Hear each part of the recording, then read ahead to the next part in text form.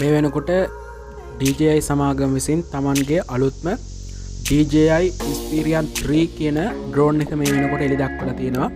බාහිරින් ගත්තම ගොඩාක් යුනික් පෙනුමක් තියෙන මේ ඩ්‍රෝන් එක ගැන මෙන්න මේ වීඩියෝ එකේදී පොඩ්ඩක් බලමු.